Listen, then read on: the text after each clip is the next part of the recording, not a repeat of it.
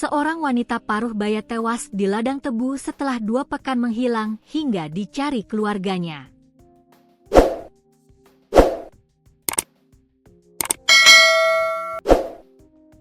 Jasad wanita paruh baya di tengah ladang tebu pertama kali ditemukan oleh seorang pencari rumput. Berawal dari bau menyengat yang tercium pencari rumput hingga membuatnya penasaran mencari sumbernya. Alhasil pencari rumput menemukan jasad wanita yang sudah membusuk di tengah ladang tebu. Peristiwa penemuan jasad perempuan itu terjadi di ladang tebu wilayah Desa Mulyoharjo, Kecamatan Kabupaten Pati, Jawa Tengah, Rabu, 24 September 2025. Sontak penemuan pencari rumput tersebut membuat gempar warga sekitar. Apalagi setelah diselidiki korban dilaporkan hilang sejak 2 pekan lalu. Kapolsek Pati Kota Ibtu Heru Purnomo membenarkan bahwa jasad perempuan paruh baya itu pertama kali ditemukan pencari rumput di perkebunan tebu sekitar pukul 16.30 waktu Indonesia Barat. Saat itu, dia yang mencium bau menyengat di bagian tengah kebun tebu.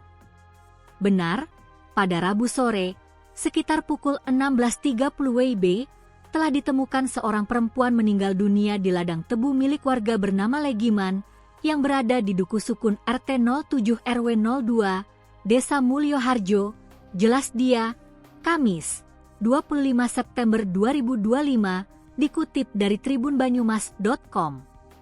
Dari pemeriksaan, kata Heru, wanita paruh baya itu teridentifikasi bernama Sudarti, 53, warga Desa Sidokerto, Kecamatan Pati. Identitas korban dipastikan oleh adik kandung korban yang datang ke lokasi setelah kabar penemuan jasad menyebar di masyarakat. Dari keterangan keluarga, korban sudah meninggalkan rumah sejak 9 September 2025 lalu dengan kondisi memiliki keterbelakangan mental dan tunawicara, terang Ibtu Heru. Heru mengungkapkan, polisi yang datang ke lokasi bersama tim medis kemudian melakukan olah tempat kejadian perkara, TKP. Jenazah dievakuasi ke kamar jenazah RSUD RAA Sowondopati untuk pemeriksaan medis.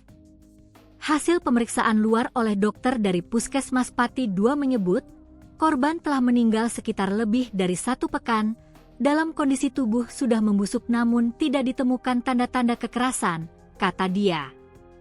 Jadi, kuat dugaan korban meninggal karena faktor lain, bukan karena tindak kriminal, kata dia.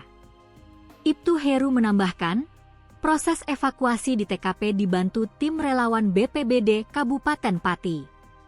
Setelah dilakukan pemeriksaan medis, jenazah kami serahkan kepada pihak keluarga untuk dimakamkan. Keluarga sudah menerima dengan ikhlas dan membuat surat pernyataan resmi, ujarnya. Heru mengimbau masyarakat selalu memperhatikan kondisi anggota keluarga, terutama yang memiliki keterbatasan mental atau fisik. Kami mengajak warga agar lebih peduli dan tidak membiarkan anggota keluarga yang rentan pergi tanpa pengawasan, agar kejadian serupa tidak terulang di kemudian hari, katanya.